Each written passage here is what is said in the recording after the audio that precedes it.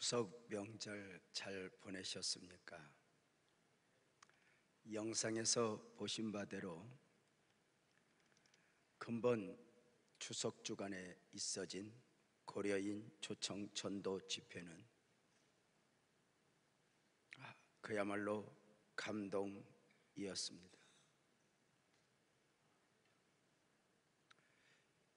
교회 입장에서나 또 많은 성도님들에게 있어 근본 추석은 영원히 잊지 못할 특별한 날들로 우리 가슴에 하나님께서 새겨주신 것입니다. 초청된 고려인도 고려인이지만 저들을 섬기는 우리 성도님들의 모습 또한 감동이었고 말입니다.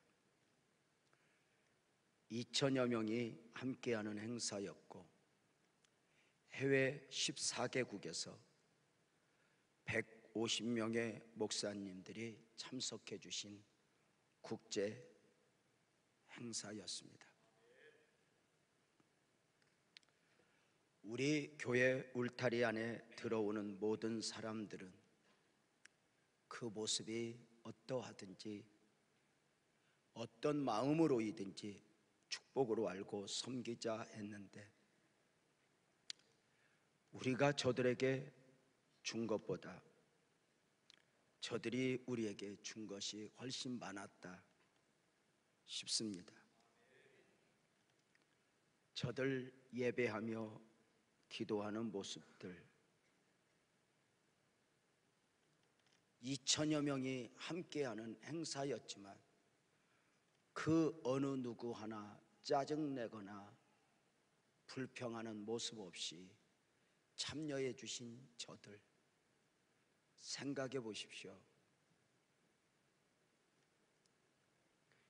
2천여 명 도시락이 매 끼마다 2,000개씩 오는데 그만 우리가 실수하여 한 회사에 맡겼더니 아침에도 그 도시락, 점심도 그 도시락, 저녁도 그 도시락, 그 다음 날도 하는데 그 어느 누구 하나 불평이 없어요.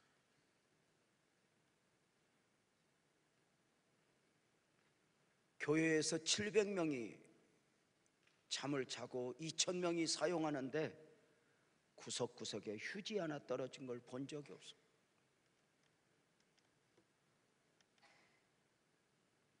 (700명이) 이곳에 잠을 잤으니 얼마나 불편했겠어요.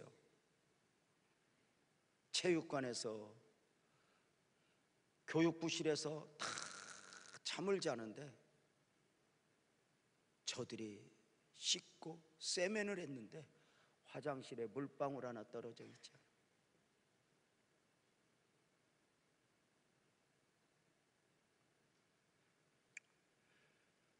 저들이 함께 예배하고 기도하는 모습뿐만이 아니라 복음적 그리스도인으로서 행사 하나하나를 진행하는 모습은 우리가 정말 배워야 할 요소들이었습니다. 시간 은혜 위에 은혜가 임하는 가운데 마지막 결단의 시간에는 자신들이 고려인이지만 북한을 가장 잘 아는 자신들이 북한을 그냥 둘 수 없다 하며 북한 선교에 헌신할 사람들이 누구인가 청하니 120명 정도가 북한 선교사로 헌신을 하였습니다. 목사가 되어 전도자로 살겠다고 헌신하신 분들도 100여 명 이상이 되었고 말입니다. 최고의 은혜와 복음 가운데 고려인 전도 축제가 마치게 되었습니다. 단순한 문화 축제가 아니라 복음 전도 축제였습니다.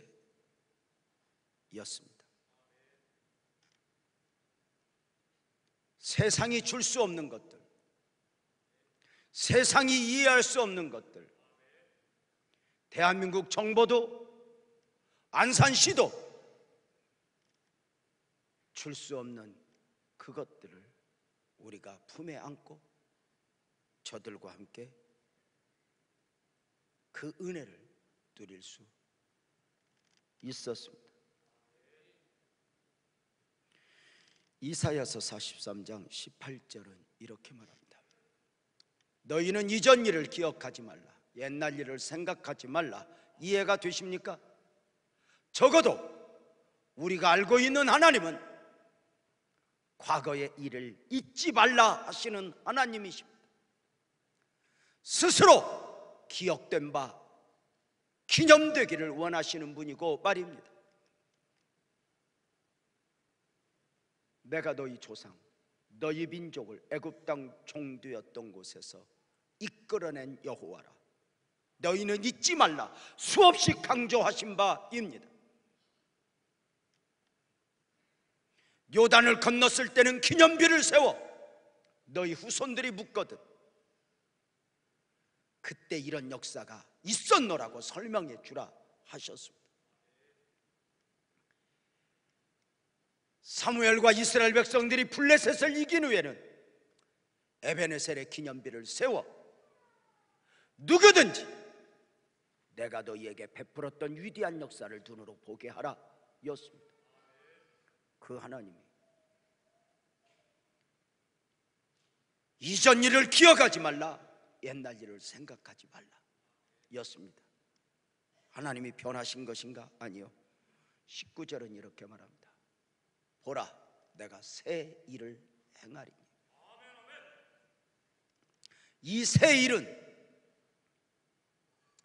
창조자 하나님으로서 과거에 있었던 일이 아닌, 사람이 상상할 수 없는, 사람이 만들어낼 수 없는 그 일을 행하리니 이제 나타낼 것이라. 내가 광야의 길을, 사막에 강을 내리라. 하나님은 놀랍게도 이 안산 빛나교회 공동체에 늘 새 일을 축복으로 안겨주셨습니다. 이 보여지는 예배당만이 아닙니다. 다문화를 섬기는 일이나 매해 중국인 사역자들을 200명씩 초청하여 9박 10일 동안 1년에 4번씩 교회에서 먹고 자며 영성훈련을 받고 보내는 것, 이것도 사람이 할 수 있는 일이 아니었습니다. 사드 문제로 중국 분들이 오시지 못하게 되자 하나님은 어찌하실까 했는데 바로 이 고려인들을 만나 섬기게 하셨습니다. 광야의 길을 내신다 합니다. 광야의 길이 나는 순간 더 이상 광야는 광야가 아니게 됩니다. 사막에 물이 흐르게 하리라. 사막에 물이 흐르는 순간 더 이상 사막이 아니게 됩니다. 소련 땅, 중국 땅은 광야였고 영적 사막이었습니다. 그곳에 길을 내서 당신의 뜻을 이루어 가시는 그 놀라운 은혜를 우리가 눈으로 보았습니다. 하나님이 주시는 축복은 포장지가 좋지 않다는 말이 있습니다. 거절하고 싶고 부담이요 포기하고 싶은데 형편은 되지 않지만 아멘으로 받아 순종하게 되면 비로소 엄청난 축복이 눈에 보이게 된다고 말입니다. 십자가를 지는 과정에는 십자가가 주는 축복을 헤아려 알 수 없습니다. 십자가를 지는 과정 중에는 여전히 무거워 벗어 던지고 싶은 것입니다. 아버지 할 수 있거든 이 잔이 내게서 지나가기를 원합니다. 거절하고 싶은 것입니다. 그러나 십자가를 완주하고 나면 비로소 그 십자가에 담겨진 축복과 은혜를 보게 되는 것입니다. 고려인 사역도 시작은 부담이었지만 이것이 하나님의 원하심이라면 하고 순종했는데 그만 우리는 많은 것을 주는 줄 알았는데 더 많은 것을 우리에게 품게 하셨다. 그 말입니다. 이 아름다운 가을, 이 추석 주간에 주님이 우리 모두에게 주신 또 하나의 선물입니다. 대한민국 가을이 참 아름다운데요. 더 아름답게 해 주셨습니다. 대한민국 가을 아름답죠? 하늘은 높아져 가고 말은 살찌고 곡식들은 익어가고 산천 초목이 옷을 갈아입으며 우리를 유혹하고 또 커피 한 잔 갖다 놓고 마시노라면 첫사랑도 생각나고 가을의 매력은 열매 맺는 계절, 영적으로 전도 열매를 맺게 된다면 더 아름다워지지 않을까? 예수 그리스도를 믿는 우리 모두에게는 전도의 소원이 있습니다. 성도들에게 있어 전도는 선택이 아닙니다. 결혼을 한 여인에게 생명의 잉태는 거룩한 부담이요 사명이요 축복이듯이 앞서 구원받은 그리스도인들에게 있어 전도는 거룩한 부담이요 사명이요 축복입니다. 전도는 단순히 어떤 종교적 정보를 전하는 것이 아닙니다. 전도는 또 한 사람에게 다른 종교를 소개하는 바가 아닙니다. 전도는 죽어 있는 줄도 모르고 죽어 있는 사람에게 새 생명을 얻게 하는 역사입니다. 전도는 죄에 매여 있는 줄도 모르고 죄에 매여 있는 사람들에게 용서의 은혜를 입게 하는 것입니다. 전도는 세상에 속한 사람들을 그리스도에게 속하게 하여 하늘에 속한 하늘의 사람이 되게 하는 것입니다. 전도는 지옥에 속해 지옥에 가기로 예약되어 있는 사람들을 천국 백성이 되게 하는 것입니다. 전도는 잃어버렸던 창조의 원형으로의 회복 운동입니다. 전도는 땅에서 하늘을 쌓는 최고의 면류관이요 축복입니다. 새생명 축제를 앞두고서 우리는 종종 전도 대장들을 초청하여 전도의 경험담들을 듣곤 합니다. 오늘 저녁에도 전도 간증자로 지난번에 오셔서 큰 울림을 주었던 한동대 교수로 사역하시는 전영순 집사님이 오셔서 간증을 해 주실 것입니다. 지난번에는 자신이 어떻게 변화되었고 어떻게 전도자가 되었는가를 소개했다면 이번에는 그 한 사람 한 사람 어떤 방법으로 전도하게 되었는가 방법을 소개한다 하니 기대이지요. 우리나라 아니 전 세계에서 아니 인류 역사상 가장 대단했던 전도 대장은 누구이겠습니까? 아마도 모세라 할 수 있을 것 같다 싶습니다. 모세의 출애굽 사역을 모세의 전도로 보고자 하는 것입니다. 장정만 60만인이 아이와 여성을 함께하면 200만 정도를 애굽에서 불러내어 가나안으로 인도했으니 대단한 전도였습니다. 모세의 전도 대상은 누구였습니까? 하나님의 뜻과 섭리 가운데 애굽에서 430년 동안 노예로 살아가고 있던 이스라엘 백성들입니다. 저들은 자신들이 누구인가, 누구여야 하는가를 알지 못하는 가운데 노예로 살아가고 있었습니다. 저들은 노예로 태어나 노예로 살다 노예로 죽을 인생들이었습니다. 저들은 자유인으로 한 번도 살아본 적이 없는 사람들이었습니다. 그럼에도 분명한 것은 저들이 언약 안에 있는 택한 백성들이었다는 것입니다. 애굽에 배여 애굽에서 살지만 아브라함과 이삭과 야곱이라는 약속의 자손들이었다는 것입니다. 그래 저들이 지금은 애굽에 배여 있지만 언제인가 약속의 땅으로 가야 할 사람들이었습니다. 다만 저들은 자신들이 누구인지 모르고 있을 뿐입니다.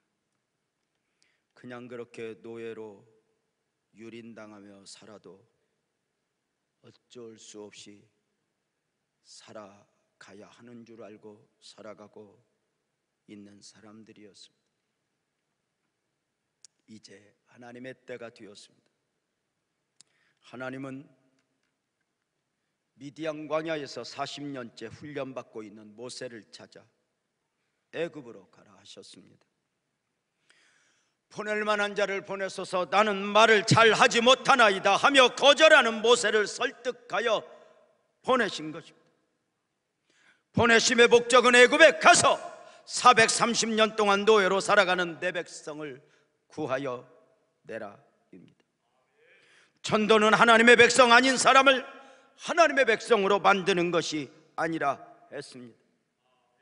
세상에서 하나님의 백성임을 모르고 살아가는 사람들을 찾아 인도해 내는 것입니다. 이 땅의 모든 사람들에게 영접되어야 할 그 이름, 예수의 이름의 뜻이 무엇입니까? 마태복음 1장 21절은 아들을 낳으리니 이름을 예수라 하라. 이는 그가 자기 백성을 그들의 죄에서 구원할 자. 자기 백성. 하나님은 모세를 애굽의 바로에게 보내시어 내 백성을 보내라 하셨습니다. 출애굽기 5장 1절에 보면 그 후에 모세와 아론이 바로에게 가서 이르되 이스라엘의 하나님 여호와께서 이렇게 말씀하시기를 내 백성을 보내라.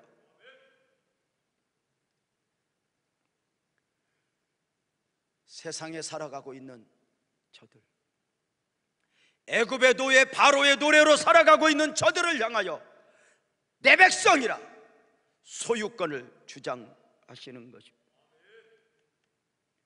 내 백성 아닌 사람들을 불쌍히 여겨 하나님의 백성으로 삼아 주시겠다는 것이 아니라 처음부터 하나님의 백성이었다는 것입니다.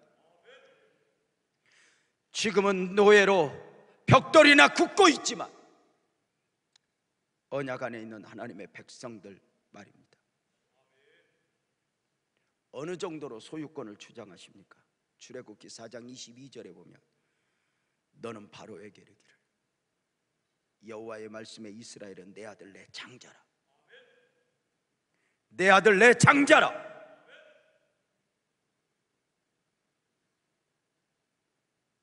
저들을 인도해 구하여 내시겠다는 하나님의 선포입니다. 보냄을 받은 모세는 바로에게 백성들에게 힘차게 외쳤습니다. 당신들은 하나님의 장자요 하나님의 백성들입니다. 지금 당신들은 애굽에서 노예 생활을 하며 벽돌이나 굽고 있어야 할 사람들이 아닙니다. 당신들은 애굽에서 자유하여 약속의 땅 젖과 꿀이 흐르는 땅으로 가야 할 사람들입니다. 당신들은 벽돌이나 굽고 있어야 할 사람들이 아니라 하나님 앞에 예배해야 할 사람들입니다. 애굽을 떠나 아브라함과 이삭과 야곱에게 주시마 약속하신 간 땅으로 가자 외쳤을 것입니다. 출애굽의 전도 역사는 저들을 이렇게 깨우고 설득하는 가운데 시작이 되었습니다. 노예 생활의 고통 가운데 평생 벽돌을 굽는 사람들로 살아가고 있는 저들을 당신은 하나님의 백성입니다 인식시키며 전도의 역사가 시작되는 것입니다. 모세를 통해 소유권을 주장하시는 하나님의 음성 앞에 모두가 놀랐을 것입니다. 바로가 얼마나 놀랐을까요? 430년 동안 소유하여 마음껏 부려먹고 유린하던 저들, 지금까지도 그러했고 앞으로도 영원히 그러할 줄 알았는데 어느 날 여호와라고 하는 신이 이들은 자기 백성이라, 이들은 애굽에서 살아야 할 사람들이 아니라 약속의 땅으로 인도하리라, 얼마나 놀랬겠어요. 바로도 바래지만 430년 벽돌을 굽고 살던, 노예로 살던 저들은 또 얼마나 놀랐겠어요. 여호와 하나님이 우리의 하나님이었냐고 말입니다. 적어도 여호와라고 하는 하나님은 지금까지 조상들의 하나님이지 자신들의 하나님이 아닌 줄 알았습니다. 조상들의 하나님이 자신들의 하나님이면 자신들을 이렇게 노예로 오랜 날 동안 버려두지 않았을 것이라 생각한 것입니다. 그래, 우리가 버림받은 민족이었는데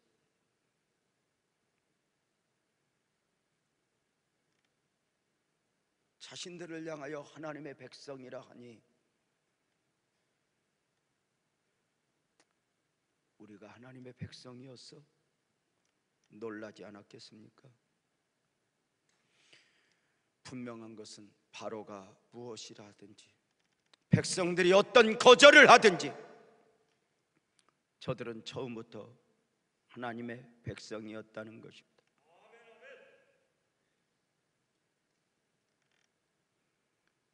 처음부터 자기 백성이었던 이스라엘을 모세를 통해 찾아내겠다는 것입니다. 이제 모세의 전도에 대한 반응들을 생각하려 합니다. 우리가 전도하면서 만나게 되는 전도 대상자들의 모습이기도 합니다. 그 처음은 고통 가운데 구원을 호소하는 사람들이니 적극적 전도의 대상들입니다. 출애굽기 3장 23절에 보면 여러 해 후에 애굽 왕은 죽었고 이스라엘 자손은 고된 노동으로 말미암아 탄식하며 부르짖으니 그 고된 노동으로 말미암아 부르짖는 소리가 하나님께 상달되었다라고 말합니다. 애굽의 노역으로 고통 가운데 살아가던 저 이스라엘 백성들 가운데 조상들의 하나님을 향하여 탄식하며 부르짖은 것이었습니다. 우리를 구하여 달라고, 우리를 살려달라고, 세상에는 구원의 여망이 없노라고. 그 고통 가운데 부르짖는 소리가 하나님께 상달되어 위대한 구원 역사가 시작된 것입니다. 우리가 전도하다 보면 이런 사람을 만납니다. 병들고 실패하고 버림받아 세상에는 구원의 여망이 없는 사람들입니다. 지극히 작은 소자들입니다. 저들을 전도하다 보면 이렇게 말하는 사람들이 있습니다. 오래전부터 교회에 가고 싶었는데 가지 않은 사람들이 없었어요.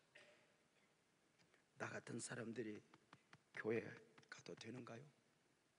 세상에 구원의 여망이 없는 사람들입니다. 지금은 교회가 이렇게 아름다운 성전에서 예배하지만 29년 전에 시작된 우리 빛나교회의 전도의 발자취에는 이렇게 지극히 작은 소자들이 참 많았습니다. 알코올 중독자, 반쯤 정신이 나간 채 휴지를 줍고 있는 할매, 세상에 한이 맺혀 미치광이가 된 가운데 몇 년째 몸을 씻지 않아 썩은 내가 나 버려진 가운데 있는 한도인,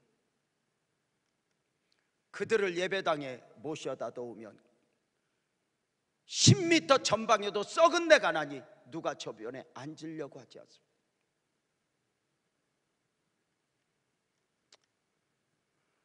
한 번은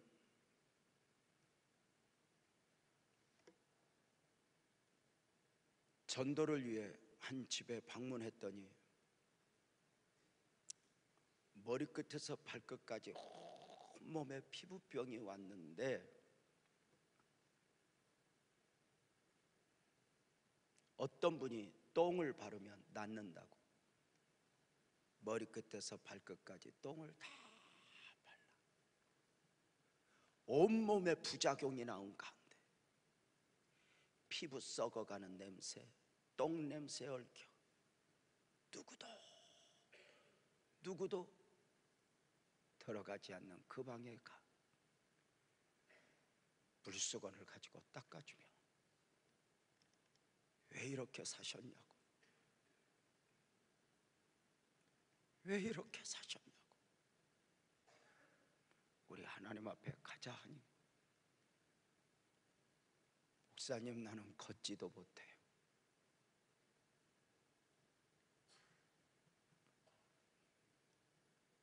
내가 걸을 수 있을 때 오셨으면 좋았을 뻔했어요. 교회 나와지 않아도 된다고. 우리 예수 믿자고. 예수는 누워서도 믿을 수 있다고. 그래요? 그럼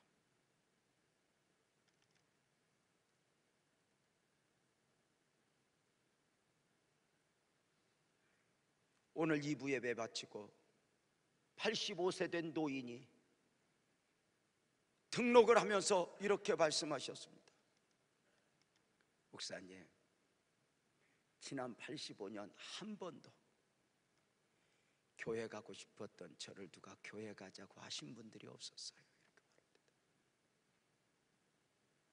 이렇게 85년 동안. 그래서 내가 미안합니다. 오고 싶은 곳에 이제야 왔어요 라고 말을 합니다. 대부분 이런 분들은 교회에 오시자마자 눈물을 흘리며 하나님의 자녀로서 결단을 하곤 합니다. 모세의 전도 대상 중에 두 번째로는 애굽에 그냥 살겠다 하는 사람들도 있습니다. 출애굽기 14장 12절에 보면 우리가 애굽에서 당신에게 이른 말이 이것이 아니냐, 이르기를 우리를 내버려 두라, 우리가 광야에 가지 않을 것이라, 우리가 애굽 사람을 섬길 것이라 하지 아니하더냐. 애굽 사람을 섬기는 것이 광야에서 죽는 것보다 낫다. 똑똑한 사람들입니다. 머리가 돌아가는 사람들입니다. 만만치 않은 광야의 여정을 알고 광야의 고통에 들어가기보다는 애굽에서 먹을 것 먹고 마실 것 마시며 즐길 것 즐기다가 죽겠다는 것입니다. 우리식으로 표현하면 예수 믿는 사람들도 별것 없더만 뭐 그렇게 불편하게 예수 믿을 필요가 있겠냐고, 그냥 나대로 살게 그냥 두라고 말입니다. 이렇게 주장하시는 분들이 똑똑하기는 하지만 안타까움이 무엇입니까? 출애굽의 구원을 육적으로만 이해하는 안타까움입니다. 사실 저들 주장처럼 육적으로만 생각하면 애굽을 나와야 할 이유도, 힘들게 광야를 거쳐 가나안에 갈 필요도 없을 것입니다. 육적으로만 판단하면 예수 믿는 사람들 답답해 보이고, 육적으로만 생각하면 교회를 그렇게 꼭 가야 할 이유가 있는 것일까? 하는 것이니 말입니다. 또 하나, 저들이 출애굽을 거절하면서 애굽에 그냥 살겠다는 이유가 무엇입니까? 애굽이 고통스럽기는 하지만 그만큼 매혹적이라는 데 문제가 있습니다. 광야 이스라엘 백성들이 그 고통 가운데 애굽에서 나왔음에도 불구하고 오늘 아침에 만나의 은혜를 입었고 옷과 신발이 헤어지지 않음의 은혜도 입었고 구름기둥 길기둥의 은혜가 눈에 보임에도 불구하고 애굽으로 다시 가서 애굽의 음식을 먹고자 할 정도로 애굽은 매혹적이라는 것입니다. 저들은 처음에 우리를 그냥 두라 했습니다. 그냥 애굽에서 애굽 사람을 섬기며 살다가 죽을 것이라 말했습니다. 애굽을 떠나야 한다는 모세의 외침에 저들의 반응입니다. 우리도 전도해보면 우리를 그냥 두라는 사람들이 있습니다.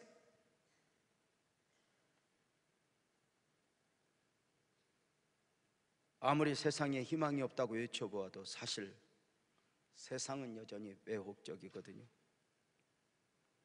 세상의 화려함은 그리스도 안에 있는 복음적 그리스도인들의 마음까지 훔칠 정도로 매혹적이라는 것입니다. 사랑하는 여러분, 예수 잘 믿으면 세상이 구더기처럼 보이고 쓰레기처럼 보이는 것입니까? 그랬으면 좋겠습니다. 저는 목사입니다. 저는 이렇게 하나님의 말씀을 선포하고 나름대로 이렇게 영적인 일을 위해 헌신하는 사람입니다. 이렇게 삶의 진리를 알고 사는 산이 세상이 구더기처럼 보이고 세상이 쓰레기처럼 보이는 것입니까? 아닙니다. 세상은 여전히 좋아 보입니다.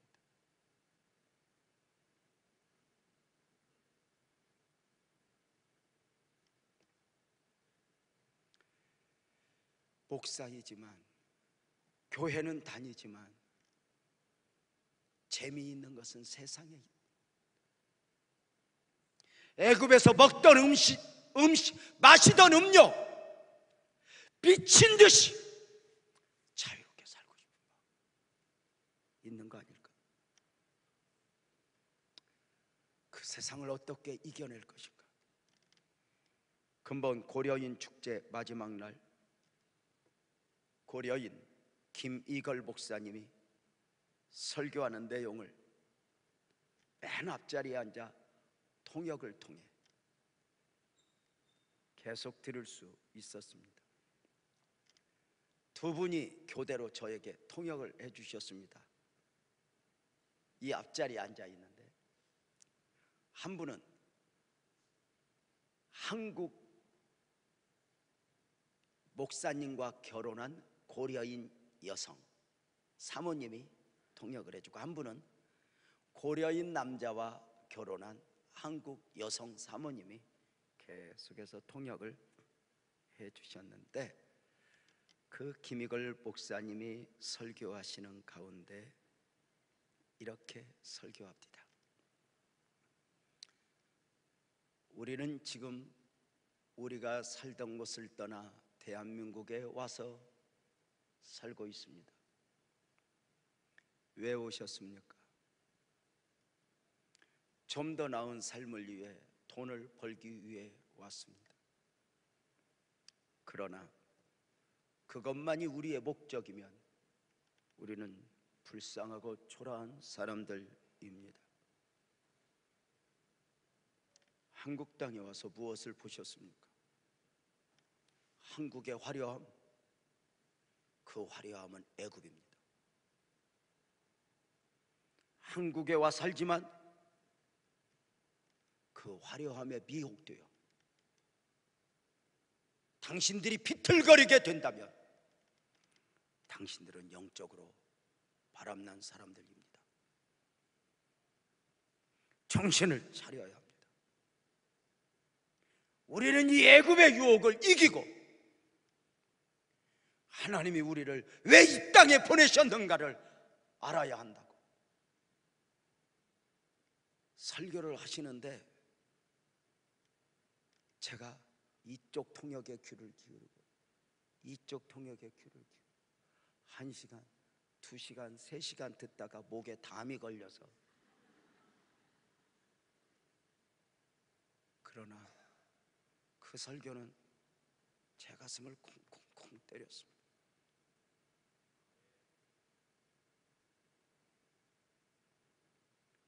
우리가 여기서 잘 먹고 잘 살고 싶냐고, 북한 땅을 우리가 품어야 하지 않겠냐고, 북한을 우리가 가장 잘 알지 않냐고 외치며 북한에 선교사로 갈 사람 헌신을 요청하니 120명이 나와서 다 안수를 받은 거죠.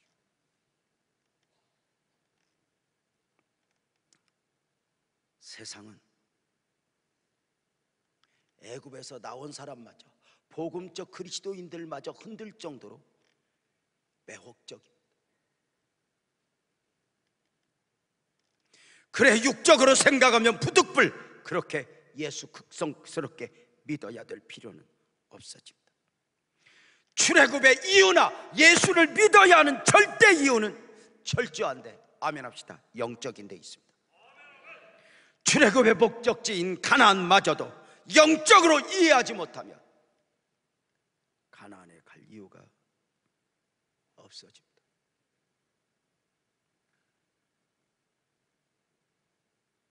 출애굽을 거절하는 저들은 영적으로 죽어 있기에 구원의 필요성을 알지 못하는 것입니다. 그냥 두라는 자신들을 향하여 왜 그리 극성을 떠느냐 반문합니다. 그러나 우리는 앞서 하나님을 만났고 영적인 것을 알았기에 저들을 그냥 둘 수 없다는 것입니다. 무엇보다 당신들은 하나님의 백성입니다. 내 백성을 구해내라 하시는 하나님의 마음을 알았기 때문입니다. 세상이 우리를 그냥 두라 해도 나는 당신을 그냥 둘 수 없습니다. 이것이 전도입니다.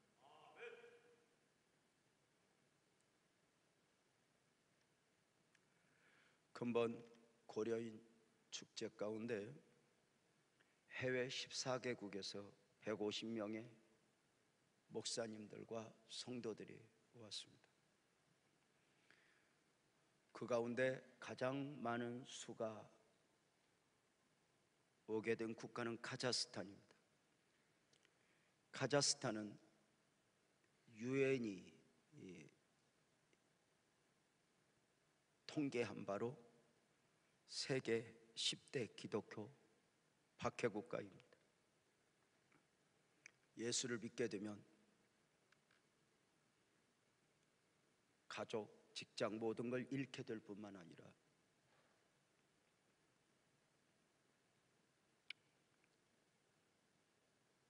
때로 독한 가족들은 그가 딸인데 가서 죽여버립니다. 그 핍박 가운데 예수를 믿던 저들이 마음껏 예배하고 찬양할 수 있는 이곳에 온 것입니다. 저들은 비행기석 하나 준비하려면 1년을 거의 굶어야 합니다.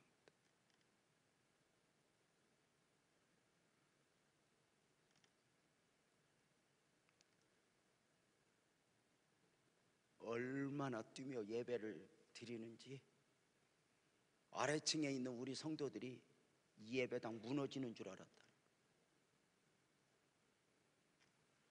그 핍박 가운데 오는 성도들 한 사람 한 사람, 어떤 이는 이스라엘에서 어떤 이는 러시아에서 핍박 가운데 오는 그들을 서로 안아주면서 간증하는 목사님들은 간증을 통해서 그 핍박을 이야기하고 자기들끼리 모여 앉아 얼마나 외로웠니? 얼마나 힘들었니? 그 사역을 나누는 모습은 감동이었어. 그런데 저들이 핍박자들을 미워하지 않습니다. 모르니까. 우리를 그냥 두라. 그러나 우리는 그들을 그냥 둘 수 없다입니다. 놀라운 것이 있습니다. 광야를 보십시오. 안 나갈 거야, 애굽에서 안 나갈 거야 했던 저들이 억지로 출애굽을 결단하여 다오니 따라 나왔다는 것입니다. 여러분, 어느 누가 예수 믿자 하면 그저 물 흐르듯이 그럴까? 그런 사람이 얼마나 돼요? 성경책을 찍고 이혼을 하자고 달라들고 이런 분들도 여기 앉아 있는 거 아닙니까? 그래, 세상이 그냥 두라, 종교는 자유 아니냐 할 때에 그냥 두면 안 된다. 또 한 종류의 사람들은 출애굽의 전도 역사를 핍박하는 사람들이 있죠. 출애굽의 역사가 선포되는 가운데 이스라엘 백성들의 노역은 점점 더 심해졌죠. 애굽의 바로는 벽돌에 쓸 짚을 주지 말고 스스로 줍게 하여 벽돌 수량을 동일하게 만들어 내라 명령하였죠. 처음 구원의 역사가 시작되면서 노동이 무겁게 되니 백성들이 고통 가운데 호소하게 되니 이것이 모세의 딜레마였죠.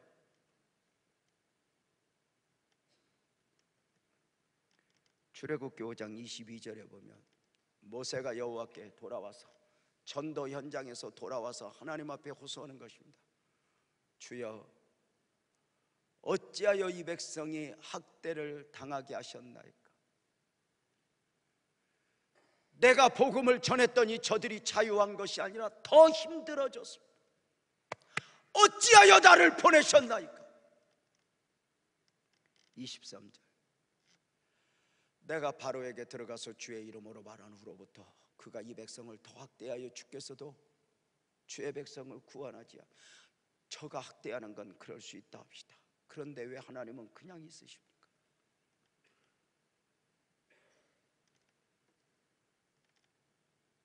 우리가 전도하다 보면 그렇게 힘들어지는 사람들이 많이 있어요. 그때 차라리 그만둘까 싶을 정도. 그래, 모세의 전도는 처절한 영적 싸움이었죠.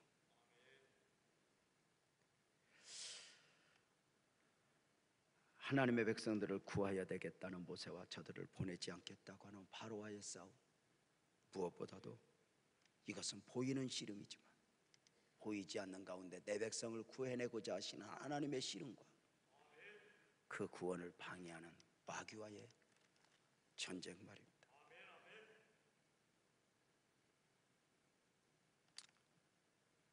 전도를 위한 모세의 영적 싸움에는 크게 두 가지를 분류할 수 있으니 하나는 바로와의 씨름입니다. 애굽의 바로가 430년을 노예로 부리던 이스라엘 백성들을 쉽게 도와줄 수 있었겠습니까? 평생에 자기에게 속하여 마음대로 유린하여 부리던 사람들을 그냥 보내어 주겠냐는 것입니다. 모세는 이스라엘 백성들을 놓아주지 않겠다는 바로와 힘겨운 싸움을 싸워야 했습니다. 10번이나 거절하는 바로와 10가지의 재앙을 가지고 싸우는 이 싸움 가운데 출애굽의 역사를 이루어 내야 했습니다. 모세의 전도뿐 아니라 오늘의 전도도 처절한 영적 싸움입니다.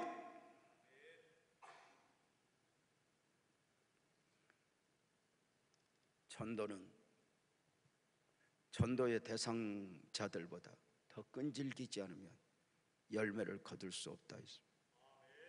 그냥 두라 한다 하여 그냥 두면, 포기하면 전도의 열매를 거둘 수가 없습니다. 출애굽의 역사나 전도의 역사는 영적 싸움이니 이것이 전도자가 기도자가 될 수밖에 없는 이유입니다. 먼저 기도에서 승리해야, 교회도 기도에서 승리해야 위대한 역사를 이루어낼 수 있는 것입니다.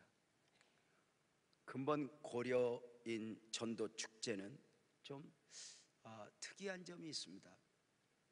한국에 고려인들이 5만 정도가 와 있습니다. 안산에 사할린 동포를 중심으로 해서 12,000 정도가 살고 있습니다. 물론 근본 고려인 전도 대축제에는 이 한국에 와 있는 5만 사할린 동포 고려인들을 대상으로 한 바였지만, 모인 저들을 보면 거의 다 모스크바 신학교 출신들이 목회하는 성도들, 그들 중심으로 모인 것입니다.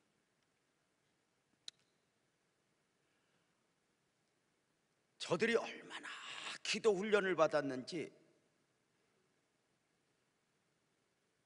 저들은 사역을 하기 전에 먼저 이 사역을, 그러니까 목사가 되기 전에 이 기도 훈련에 통과해야 했답니다. 기도의 모습을 보면서 참 놀라운 것은 저들이 한국말을 몰라요. 그래서 이제 러시아 말로 기도를 하는데, 기도하는 걸 가만히 보면 우리가 두 마디는 알아들어요. 주여하고 아버지는 한국말로 해요. 이스라엘에서 왔어도, 몽골에서 왔어도 주여하고 아버지는 한국말로 하는데요, 저들이 그 각국에서 모인 분들이 얼마나 결속력이 있는지, 어떻게 저럴 수 있는가 확인하니, 저들은 다 이 기도를 통과한 사람들이에요. 모스크바 신학교에서 졸업연도에 어떤 훈련을 받냐면 기도 훈련을 받는데, 한국말로 주여 삼창을 하면 그 주여 주여 주여 했던 그 마지막 톤으로 1시간 이상을 기도하는 거예요. 아침 저녁, 묵상이 아니라. 그렇게 울부짖는 기도를 하는 가운데 너무 힘들어서 도망가는 사람들, 책상 빼서 공부하여 목사가 되면 너도 나도 할 터인데 이걸 통과하지 못하여 그만두고 가버리는 사람들이 많이 있대요. 근데 그것만 통과하면 다 형제 이상, 어디 가도, 그곳이 이스라엘이어도 자신들이 가는 곳에는 교회가 서게 된다 이야기를 했어요.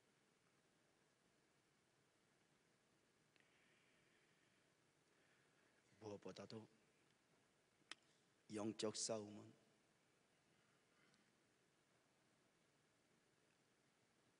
전도를 거절하는 이스라엘 백성들이죠. 우리가 왜 가야 하죠? 우리가 왜 가야 하죠? 믿음이 왜 무엇으로 답할 수 있겠어요?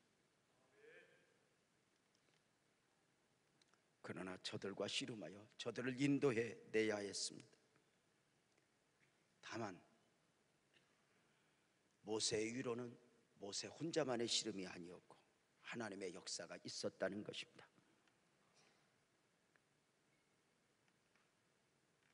모세의 전도에 하나님이 도우시지만 분명한 것은 출애굽의 역사는 모세를 통하여 하나님이 하신 일, 주체는 하나님이셨습니다. 크게 아멘합시다. 전도의 주체는 하나님이심을 명심합시다. 내가 하는 것 같지만 순종하면 주님이 역사합니다. 전도는 최고의 프로포즈요, 순종이요, 사랑입니다. 땅에서 하늘을 쌓고 하늘을 소망하는 최고의 영성입니다. 여러분 주변에는 누가 있습니까? 언젠가 쇼생크 탈출이라는 영화를 재미있게 본 적이 있습니다. 비행기를 타고 가다가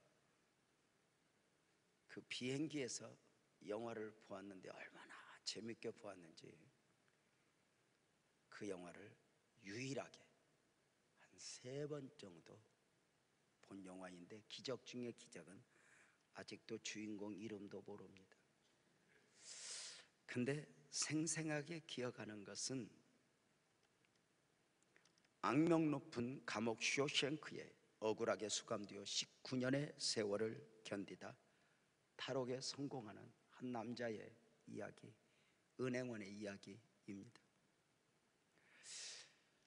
그 영화뿐만 아니라 많은 영화에 보면 감옥에 있는 죄수들이 탈옥을 원합니다. 이대로 죽을 수 없다고. 왜 탈옥을 원할까요? 감옥인 줄 아니까. 여기서 이대로 죽을 수 없다고 생각하니까. 안타깝게도 그 감옥이 감옥인 줄 모른다면 그걸 알려주어야 하는 것 아닐까? 오늘날 사람들은 죄와 사망이라는 영적 감옥에 다 갇혀 살아가고 있습니다. 저들이 예수를 믿어야 할 이유를 모르는 것은 감옥인 줄 모르기 때문입니다. 우리는 앞서 구원을 받고 그곳이 감옥임을 알았습니다. 여러분은 어찌하시겠습니까? 육적으로 보면 몰라도 영적으로 보면 탈옥을 기다리는 저들, 자유를 원하는 저들에게 전도로 손을 내어 밀지 않겠습니까? 근본 새생명 축제가 전도자에게도 대상들에게도 큰 축복이기를 주님의 이름으로 축원합니다. 크게 아멘합시다. 하나님이 여러분 사랑합니다. 하나님이 여러분을 기대하십니다. 기도하겠습니다. 하나님 아버지 고맙습니다.